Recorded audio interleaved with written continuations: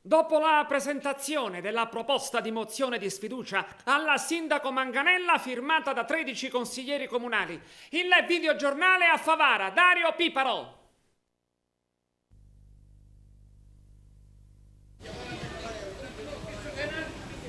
È sabato mattina, gli uffici pubblici sono chiusi. A vederlo così il comune di Favara, silenzioso e col tricolore appena baciato dall'ombra, sembrerebbe vivere una stasi apparente. Al suo interno, al contrario, si vive uno dei momenti più delicati dell'amministrazione di Rosario Manganella. Eletto nel 2011, sostenuto da centrodestra e liste civiche, adesso si ritrova di fronte alla mozione di sfiducia presentata da 13 consiglieri comunali e appoggiata da varie segreterie politiche, riformisti socialisti, PDR, Rifondazione Comunista, Ripensare Favara, Forza Italia, Articolo 4 e Nuovo Centrodestra.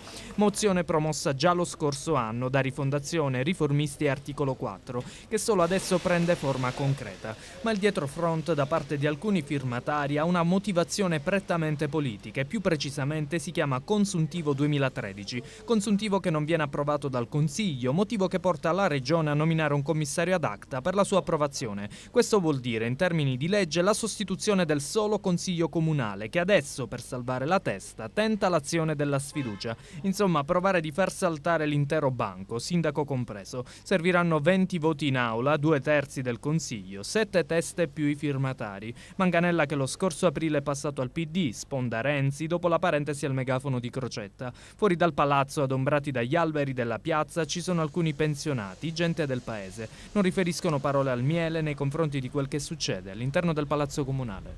Se continua così, meglio cambiare. Non è che hanno fatto sapere chi. Come la definirei? Una nullità. In questo periodo è una nullità. È pessimista in questo momento per le sorti del paese? Se le cose non cambiano, se si cammina per le strade non si può camminare. Perché? Scaffi, cose, tutto, porcizie, c'è uno di tutto in tutto. Quindi lei è d'accordo con la mozione di sfiducia, bisognerebbe cambiare amministrazione? Cambiare amministrazione non lo so, ma hanno a cambiare i testi.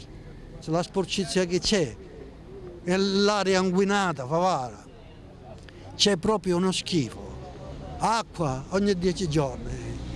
È il momento di cambiare e se sì, che cosa? Cambiare, ma non ora di cambiare, è tanto tempo, ma ora è ancora di più. Una massa di disonesti.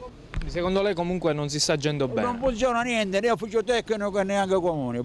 Tutto deve cambiare Favara, tutto, dalla A alla Z, anche il sindaco se ne va a casa.